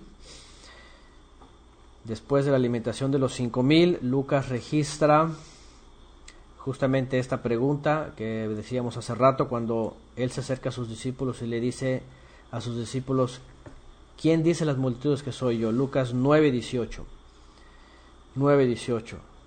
Después de la alimentación de los 5,000, aquí Lucas registra otro evento en donde después de milagros, después de la multiplicación de los peces y los panes, después de sanar, después de que los fariseos le preguntaban si era lícito algo o no, Yeshua les enseña que es la misericordia primero, que es el bien, que es el espíritu del mandamiento, porque también hemos hablado de esto, el espíritu del mandamiento. Él va con sus discípulos y quiere saber qué es lo que la gente dice. Dice en el 18, Lucas 9:18, mientras él oraba a solas y sus discípulos se encontraban con él, y les preguntó diciendo, ¿quién dicen las multitudes que soy yo? Le preguntan. A ver, aquí creo que se fue audio. No se fue el audio, está bien. Contestando ellos dijeron, unos dicen que eres Yohanan, Hamadvil, el de la Tevilá. Otros dicen que eres Elías. ¿Qué tal, Elías? Ya sabían, Elías va a venir, ya viene Elías. Lo había dicho Malaquías. Aquí yo envío mi mensajero delante de tu faz. Y otros que eres algún profeta de los antiguos profetas que ha resucitado. Déjenme decirles que la resurrección era algo que creía todo Israel y sabían que por lo menos Elías iba a aparecer nuevamente, pero es muy importante este texto para algunas personas que andan divagando, que creen que esta expresión tiene que ver con reencarnar, ¿verdad? Porque ya saben que hay movimientos ahí medios místicos, cabalistas, que hablan de la reencarnación y que Elías iba a venir y que Elías iba a venir 7 veces, que primero fue el Elías original, después Eliseo su siervo, después quién sabe quién, que iba a aparecer Elías ahí, y que como no le recibieron, bueno, tiene que venir otra vez y así, y que el que va a venir ya es el 7º Elías, o sea, reencarnado 7 veces. Bueno, es un relajo todo eso. Pero no, ahí se estaba hablando de ellos decían, bueno, es Elías, es Juan el Bautista, alguno de los profetas que ha resucitado, no dice ha reencarnado, ¿okay? Porque sabían que existía la resurrección y que por supuesto cuando llegaba el momento de la redención, incluso un profeta podía resucitar, por supuesto, porque sabían que iba a venir el día de la resurrección. ¿Qué ocurrió? La primera resurrección, ¿se acuerdan? Sí, la primera resurrección ocurrió, por supuesto. Y bueno, sigue diciendo, nada más para completar esta clase con esta parte, dice, y les dijo, dice en el 9:21 de Lucas, y habiéndolos él amonestado, todavía no, sí, ahí llegó, ¿verdad? No, todavía no, 20, Lucas 9:20, entonces se les dijo, ¿y ustedes quién dicen que soy yo? Contestando Shimón dijo, eres el ungido del Todopoderoso. Y habiéndolos él amonestado, los exhortó a que no dijeran esto a nadie. En otras partes viene, ¿verdad?, más extensamente, que le dijo sobre la revelación, ¿verdad? Y tú, Pedro, ya saben, la famosa autoadjudicación católica, ¿verdad? De que el primer papa y todas esas cosas, ¿no? Sí, que le da La piedra, la roca, y tú eres el principado y todas esas cosas, ¿no? Y que ya desde ahí el primer papa, y bueno, la línea ininterrumpida de papas y todo eso, etcétera, nada que ver, pederastas más bien. ¿Pedro no fue a Roma o sí fue a Roma? No hay evidencias, no, creen que fue algo montado y que ya saben cómo se las gastan estas personas. Pero bueno, el caso es de que aquí, por ejemplo, Lucas en esta versión ni siquiera extiende nada sobre esto, no tiene mayor relevancia. Aquí lo importante es de que ellos ya sabían que era el ungido. Ahora, en otra parte, en otro evangelio, ¿verdad? Es cuando dice que Yeshua le dice: no te lo ha revelado carne y sangre, sino mi Padre que está en los cielos. Bueno, básicamente, por supuesto, poder distinguir a un Mesías, o a el Mesías en este caso, porque Mashiach hubo muchos, pero el Mesías, el único, del Padre, a esas alturas, pues no era tan fácil decir tú eres el Mesías. ¿Por qué? Porque sabemos que ellos estaban adoctrinados de que el Mesías no iba a ser alguien como Yeshua, ¿verdad? Sí veían milagros, sí veían cosas, pero decían, pero es que le falta el ejército, y le falta el cetro, y le falta el dominio sobre Roma, y a ver, es que estamos esperando un Mesías así, boom. Entonces, así como que no era tan fácil. De tal manera que, por supuesto, se ocupaba la revelación del Padre para poder entender, según lo que él mismo decía, o también las mismas escrituras decían sobre él. ¿Cuáles eran las características del Mesías cuando vemos en los profetas? ¿Cuáles eran las características? Dice, que su espíritu iba a reposar en él. Iba a reposar en él. ¿Qué más? Para proclamar el año de la buena. Manso y humilde acá, para proclamar el año de la redención, para sanar a los enfermos, para dar vista a los ciegos, para librar a los cautivos. Dice: el cojo saltará, ¿verdad? Ahí está. La lengua de los mudos se hablará. Ya, sí, así de pronto ya. Ya salió. Okay. Los sordos oirán, los muertos serán resucitados. Lo acabamos de ver también el año agradable del Señor. La semana pasada también lo dijimos cuando llegaron los discípulos de Yohanan, ¿verdad? De Juan. Vayan y díganle esto, ¿verdad? Y ya empieza a hablar la escritura. Entonces, no decía va a llegar con un ejército y caballos y a destruir a Roma y a la bestia y se va a sentar en el trono, no dice nada de eso. En realidad la profecía no dice nada de eso. Y entonces, ¿dónde viene todo eso? Bueno, de los rabinos que habían autocreado su propia exigencia mesiánica, ¿no? Hasta el día de hoy ustedes van a los requisitos del Mesías. Ustedes buscan en Google requisitos del Mesías del judaísmo, y ahí van a comenzar con lo primero, ¿verdad? Tiene que traer paz a la tierra, tiene que ser rey sobre todas las naciones, y ahí empiezan, pues vamos, un David de la época de David, ¿no? Pero ese era el modelo que siguió Israel, pero no que seguía el Eterno. Porque David no fue el primer rey, fue Saúl, y era según las naciones. Entonces, realmente vemos la escritura y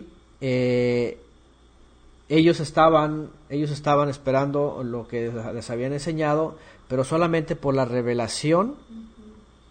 Es más, cuando le empezaron a conocer y las personas le empezaron a conocer, los israelitas en el primer decían, ¿no será acaso el profeta que dijo Moisés? ¿Verdad? ¿No será que ya después dijeron, sí, él es? Pero decir que era el Mesías, por supuesto, porque no solamente era el profeta que había de venir, sino era el ungido del Eterno, ¿no? Entonces, bueno, dice ahí que Kefas finalmente pues le dijo, contestó Shimón, dijo, el ungido del Todopoderoso, Mashiach. Acuérdense que Mashiach tiene que ver con derramamiento del Ruach HaKodesh sobre él, ¿verdad?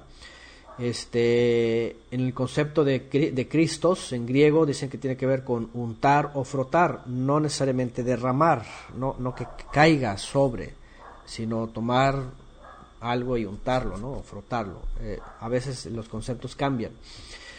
Entonces, cuando dice el ungido, es el que ha sido derramado el Ruach HaKodesh sobre ti, de Elohim, ¿verdad?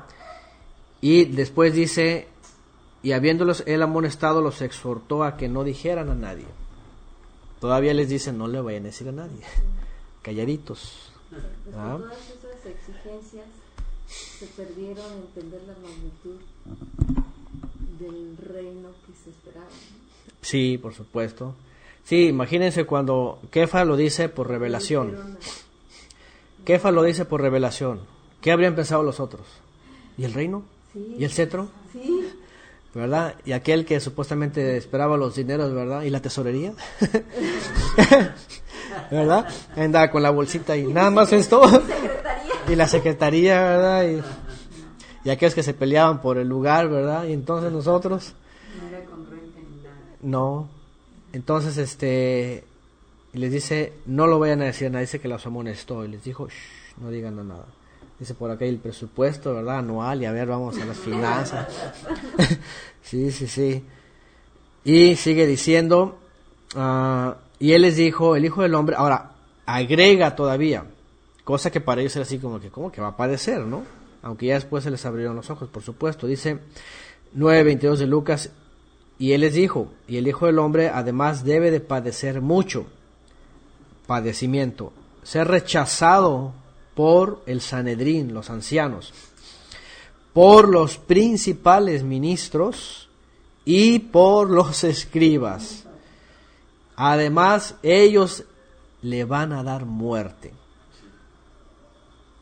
Fíjense, aquí ni siquiera mete a los romanos, porque hay una controversia, ¿verdad? Que quién mató al Mesías, ¿no? Y ya los judíos empiezan ahí, ¿no? Que nosotros no, y que la guardia romana, y que la confabulación de Roma con algunos fariseos y herodianos, y ciertamente Roma estaba ahí y controlada, pero realmente estaba en las manos del Sanedrín que Roma lo ejecutara. Es decir, lo hicieron los romanos, finalmente los soldados romanos hicieron toda la labor.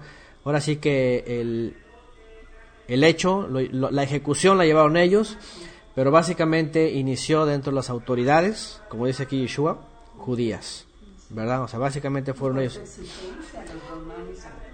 Así es, sí, porque hasta él decía, no, pues yo me lavo las manos, yo veo a este hombre inocente, ¿verdad? Dice Herodes, ajá.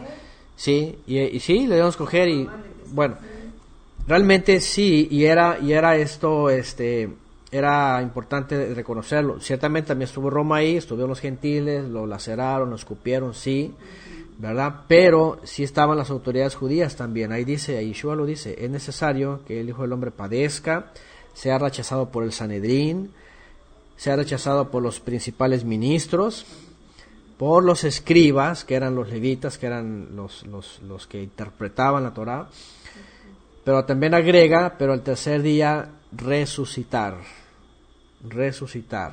¿verdad? Se le va a dar muerte, pero al tercer día resucitar. Pues de acuerdo a lo que estamos viendo, que Pedro está confesando que él es Mesías, entonces nuestro Señor empieza a enumerar los requerimientos del Mesías, ¿no? Sí. Parte de lo también, o por otro lado, parte de lo que tenía que cuadrar finalmente con la profecía, y bueno, ahí está Isaías 53, ¿no? Uh-huh. Que ya después lo entienden, ¿verdad? Que se trataba de él y que tenía que cumplirse en el Mesías, era justamente eso, cosa que los fariseos y los escribas no podían admitir. Para ellos el Mesías, ni siquiera tenía que sufrir para nada, al contrario, tenía que hacer sufrir a sus enemigos. Tenía que sentarse en el trono, tenía que tener esposa, tenía que tener hijos, tenía que tener esposas, tenía que tener hijos, tenía que tener descendencia y tenía que vivir pues eternamente, ¿no? En opulencia, así, en todo esto, ¿no? Entonces,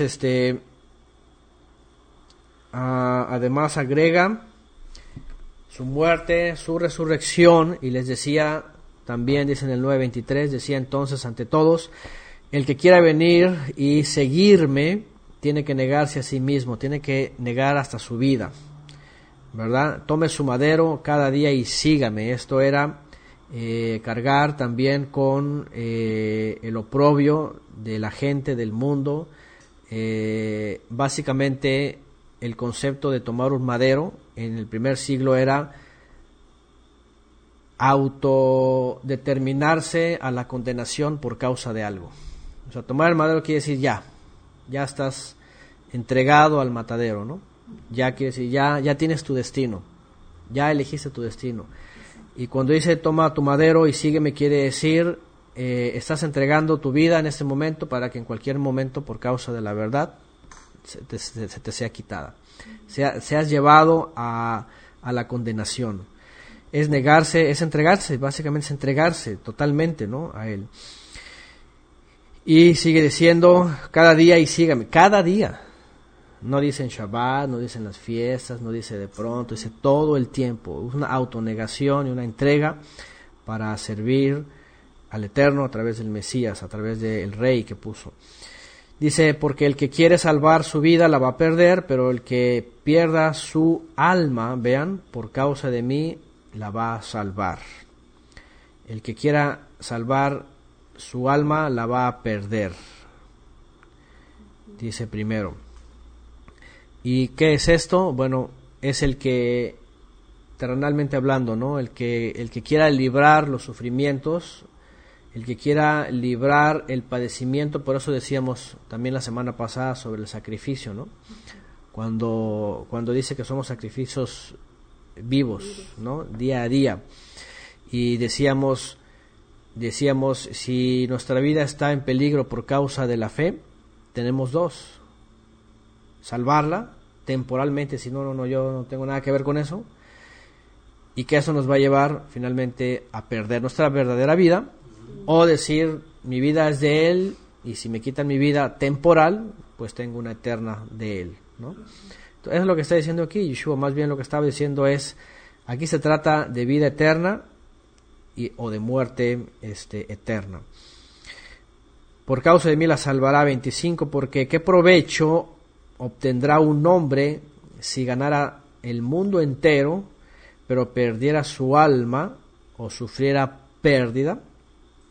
Y aquí también ya nos pone en otro sentido, ¿no? ¿Qué provecho tiene un hombre si gana el mundo entero? Hay gente que se dedica definitivamente a tratar de ganar todo lo que es más. Ahí están las familias más ricas del mundo, ¿no?, que dicen que realmente su ambición es conquistar todo el mundo, económicamente hablando, ¿no?, sujetarlo. Y compran empresas y compran consorcios y etcétera, y empiezan a adquirir todos los bienes que pueden, y su idea es ganarse todo el mundo, ¿no? Entonces dice, pero finalmente, ¿qué va a pasar con su alma? Pues la va a perder, va a sufrir pérdidas. 26, porque el que se avergüence de mí y de mis palabras, de éste se avergonzará el Hijo del Hombre cuando venga en la majestad de su Padre, del Eterno, junto con sus santos malahim, sus kedoshim malahim. Una verdad les digo, hay algunos de los que están aquí, y aquí viene otro texto paralelo al que ya leímos, sobre no terminarán de recorrer todas las ciudades de Israel hasta que venga el Hijo del Hombre, porque si hablara de la segunda venida, pues todavía vivieran aquellos. Pero si no viven, y hablaba del primer siglo, aquí está otro texto paralelo. Lucas 9:27, una verdad les digo, hay algunos de los que están aquí que no experimentarán la muerte hasta que hayan visto el reino de Elohim. Y estaba hablando de la manifestación con poder de Yeshua, y pues su obra ya operando, ¿no?, en el primer siglo. De hecho, más adelante viene el famoso texto de la transfiguración. No lo vamos a alcanzar a ver ahorita, pero más adelante el texto de la famosa transfiguración responde a esta interrogante, ¿no? ¿Qué es eso de muchos no iban a morir? Porque saben que hay una doctrina cristiana que dicen que Juan, el discípulo, amado, que hasta el día de hoy vive, que está escondido. ¿Sí han escuchado eso? Hay una doctrina cristiana que dice que no murió porque dice que no iba a morir. Dice, hay algunos de aquí que no van a morir hasta que vean el reino de los cielos. Y como no ha venido el reino, dicen ellos, pues tiene que vivir forzosamente. Y dicen, ha estado escondido entre todas las generaciones ahí, y nadie se da cuenta quién es, que ahí está. Básicamente, pues ya le dieron eternidad, ¿no?, a ese discípulo. Pero no estaba hablando de eso, estaba hablando realmente de la manifestación de Yeshua. Estaba hablando de cómo iba a manifestarse con poder en su muerte y su resurrección, ¿verdad? Y hay otra cosa aquí que quería mencionar, antes de que, déjenme aumentarle un poquito el tiempo, antes de que los hermanos en la sala se pongan un poquito desesperados, ¿verdad? Que se va a acabar el tiempo, y yo estoy perdido en el espacio. Y siempre cuando es lo más importante. Sí. Entonces, sí, ahí está ya un poquito más. Otra parte que dice aquí, vean, porque el que se avergüence de mí y de mis palabras, de éste se avergonzará el Hijo del Hombre cuando venga en la majestad de su Padre con sus santos ángeles. Ahora, la semana pasada también hablamos de otro texto en donde dice, el que le niegue, ¿verdad? Dice, yo le negaré. No sé cómo vienen sus versiones, 9:26, el que se avergüence de mí. ¿Cómo vienen sus versiones? Sí, también. ¿Sí? Avergonzarse. Porque el que se avergonzare de mí. También, ok. Avergonzarse. Ajá. A ver si alguien puede ver en el 9:26, igual, ok. A ver. Vamos a ver más versiones. Lucas 9:26. Ok, se avergüence también. Parece que todas coinciden. Vamos a ver en la palabra griega 9:26, a ver cómo viene aquí.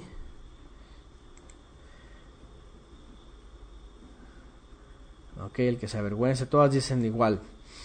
Sí, la palabra griega es epaishunomai.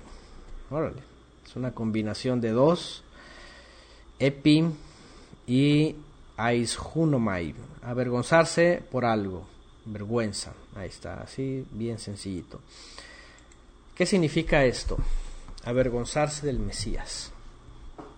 Bueno, algunos obviamente dicen que, bueno, los testigos de Jehová pueden decir, no me avergüenzo que soy testigo, ¿verdad? Los cristianos, soy muy orgulloso de ser cristiano. A lo mejor los mormones, pues somos mormones, ¿no? Y a lo mejor cada quien pone su propia definición, ¿no? De no avergonzarse, ¿no? A nosotros nos enseñaban, por ejemplo, en la iglesia, pues de que llevemos la Biblia con mucho orgullo en la calle, ¿no? Así, no, pues yo soy muy creyente, ¿no? Así como si eso fuera lo que diera testimonio en realidad, ¿no? Pero, ¿será que sea solamente eso? No. ¿Qué podría ser además de eso? Pues, por ejemplo, bueno, la obediencia, A ver. ¿no? Okay. Los mandamientos cuando te dicen, por ejemplo, ¿no? pues, que quiere uno guardar el Shabbat. Sí, y luego la gente hacía intimidar y a querer ridiculizar, ¿verdad? Así como decir, no, tú esto, tú lo otro, ¿no? Mandamientos, por ejemplo, la instrucción que Yeshua nos dio relacionada a la Torah, relacionada a la obediencia, a la santidad, relacionada a vivir una vida diferente, para el mundo es ridiculizante, ¿verdad? Eso es uno. ¿Qué más? Por ejemplo, aquí dicen el fracaso, ¿no? Yeshua, en un sentido, el estilo de vida que nos enseñó, básicamente el mundo lo califica como fracaso también, ¿no? Y el hecho de ser desafiados y pensar que realmente es un fracaso y sentirnos avergonzados, pues también sería como eso, ¿no? Bueno, son términos como que a lo mejor son muy cotidianos, pero también por otro lado, y hablando de lo que hemos hablado regularmente en esta esperanza, mucho se ha levantado el judaísmo e incluso movimientos mesiánicos a querer ridiculizar la esperanza celestial, por ejemplo, ¿no? Empiezan a criticar, empezar a decir que es filosofía y que es ¿cómo le llaman? Una utopía y que es algo inventado, ¿no? Como querer ridiculizar también a los creyentes que tenemos una esperanza celestial, que tenemos una esperanza celestial y no terrenal. Entonces empiezan a decir, no, eso es ridículo y que todos... Y saben, mucha gente, yo me he enterado, que llegan a avergonzarse de creer en una esperanza sobrenatural, pensando que, y bueno, es que el pensamiento no da para más, que eso no existe, que todo tiene que ser a nivel abajo, terrenal. Y entonces, por sentir vergüenza de creer algo sobrenatural, algo tan majestuoso, algo tan grande, y algo que califican, como dicen aquí, como una locura, que definitivamente mucha gente dice es una locura, pues no quieren entrar entrar en el paquete de esos locos, ¿no? Y decir, no, pues no estoy loco, ¿verdad? O sea, no quiero verme ridiculizado a hablar afuera y decir, espero una esperanza eterna, sobrenatural, celestial. Entonces muchos finalmente terminan creyendo una esperanza terrenal, porque creen que eso es lo cuerdo, creen que eso es lo lógico, creen que eso es lo normal, creen que eso es lo bíblico, y lo otro entra dentro de la burla, ¿no? Entonces, imagínense Yeshua a sus discípulos, ¿de cuántas cosas fueron acusados? ¿Verdad? ¿De cuántas cosas fueron acusados? En el primer siglo eran acusados de todo, de cómo observar el Shabbat, de cómo vivir su vida en Shabbat, de cómo las reuniones, de se acabó las costumbres, se acabaron las normatividades estrictas, se acabaron los takanot, toda una estructura humana, y terminaron diciéndoles que pues no eran judíos, ¿verdad? Que ya no entraban ahí, y así como que pues básicamente expulsarlos, ¿no? Y había unos que por guardar la permanencia dentro de ese estatus dijeron, no, pues mejor me regreso, no quiero estar en los señalados, en los ridiculizados, ¿verdad? De ese Yeshua HaNotzri de Nazaret, ¿no? Entonces hay muchas formas en las cuales podemos o la gente se puede avergonzar, ¿verdad? O los creyentes se pudieran avergonzar, o más bien los incrédulos pudieran tratar de avergonzarnos. En realidad podría haber muchas más, ¿no? No solamente es portar una Biblia, o no solamente decir yo soy creyente, sino hay muchas. Como la ciencia hoy día también trata de avergonzarnos, ¿no? De ridiculizarnos, ¿no? La ciencia, han visto cada cosa que se sacan, la ciencia, entre comillas, queriendo decir que lo que creemos es ridículo, es vergonzoso, ¿verdad? Para ellos es vergonzoso, o sea, pensar en un creador es ridículo, como si una eternidad también, ¿no? Si dicen, no, aquí se trata nada más de energía que se transforma y cambia y listo, y ya, ¿no? Entonces hay muchas formas de que el enemigo trata de avergonzarnos o trata de posicionarnos en que el Mesías, creer en el Mesías, estar en Yeshua es un fracaso, ¿verdad? Es un fracaso rotundo, es una vergüenza, es ridículo, y que finalmente él y así lo ha puesto la religión, ya para mucha gente que simplemente deja de creer que es un invento humano, ¿no? Hoy día mucha gente más está sumando al hecho de decir, por supuesto, criticando las religiones, que Yeshua entra dentro de esas religiones y todo es un invento humano, y el mismo creador es un invento humano. Entonces ya el mundo, ya ni se diga los religiosos, todo el mundo ridiculiza el hecho de creer en el Mesías, ¿no? El hecho de creer en todo eso. Y bueno, yo creo que los primeros son nuestras gentes, ¿verdad? Nuestros familiares son los primeros que nos dicen, la verdad que estamos locos, ¿no? Y todo eso, ¿no? Bueno, si lo vivimos en el cristianismo, lo vivimos en otros lugares, imagínense a esas alturas, ¿no? Así como que ya de plano ya nos ven así como que no, antes por lo menos el domingo y Navidad y eso, ¿no? Pero ya nada de eso, ahora ¿qué eres, verdad? Dice. Ahora ya no nada más nuestros familiares que no creen, sino hasta a veces la gente del cristianismo también. Nos, o dentro de quien es en Yeshua también. Nos avergüenza. Sí. Bueno, nos crea vergüenza. Sí, entonces realmente esa palabra que se usa ahí y esa expresión que dice Yeshua, vamos a verlo otra vez. Dice, porque el que se avergüence de mí, fíjense nada más, y de mis palabras, las palabras del profeta al cual oír, no tienen por qué causarnos ningún tipo de vergüenza, ningún tipo de duda, de incertidumbre, sino más bien las palabras de Él que vienen del Padre tienen que ser en nosotros firmes, claras, contundentes, de confianza, de gozo, de alegría, de esperanza. Tienen que ser en nuestra vida, y ahí es donde radica el cambio definitivo, ¿no?, de nuestra vida, porque solamente podemos conocerlas y saberlas, pero por otro lado, en realidad tienen que hacer un cambio en nuestra vida, tienen poder. Entonces, el que se avergüence de mí y de mis palabras, de se va a avergonzar el Hijo del Hombre cuando venga en majestad, en la majestad de su Padre, junto a sus santos ángeles. Fíjense nada más. Y ahí es donde entendemos también cómo es creer como niños, ¿verdad? Cuando los niños creen algo así tan sin cuestionamientos, con un corazón tan abierto, ahí es donde está el reto, que seamos como niños hasta ese día, ¿no? Porque si no, va a decir, si no somos como niños realmente, pues, ¿qué vamos a hacer, no? ¿Qué somos? Si no somos como niños, quiere decir que no hay humildad, y pues va a haber soberbia, va a haber orgullo, va a haber toda esa suciedad de nuestra vida. Y bueno, agrega además lo que ya vimos. En verdad les digo, hay algunos de los que están aquí que no experimentarán la muerte hasta que hayan visto el reino de Elohim. Y aquí está hablando en dos partes. Finalmente, el Mesías se iba a manifestar en poder. Se iba a manifestar en poder el día de su resurrección. En esta parte no experimentarán muerte.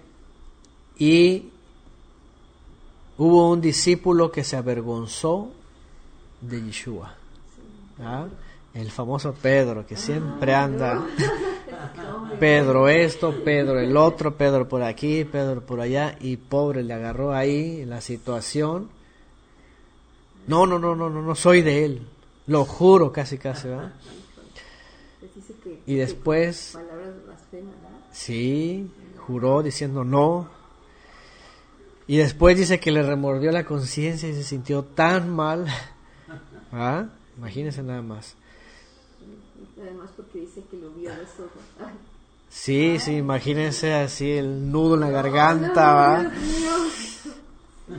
Imagínense, y ahí le tocó a él ahí seguidita. Bueno, lo bueno que tuvo oportunidad, ¿verdad? Y tuvo esperanza en el perdón de él. Tuvo esperanza. Si hubiera hecho lo mismo que Judas. Claro. Ahora, tan grande.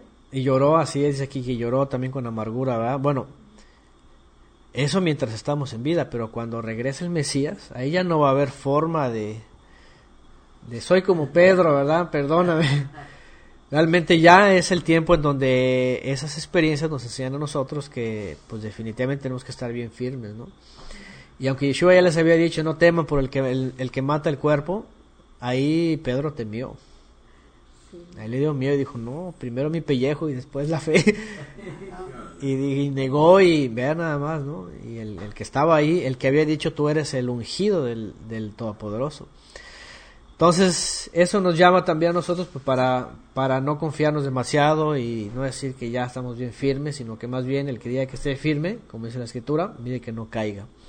Y poder estar permanentes en la roca fuerte que es nuestro amado Mesías, y soportar las cosas que él soportó, ¿no? Estar firmes y estar siempre también como buenos soldados, ¿no? Preparados para todo momento. Así que puede el mundo burlarse y pueden calificarnos de cualquier cosa, sea por Torah, sea por santidad, sea por observancia, sea por Yeshua, sea por la esperanza, sea por la promesa, sea por todo lo que sea. Pero tenemos un galardón de Él que Él está preparando para nosotros, y eso es lo que al final todo lo terrenal no tiene ningún valor, ¿verdad? Todo lo terrenal no tiene ningún valor.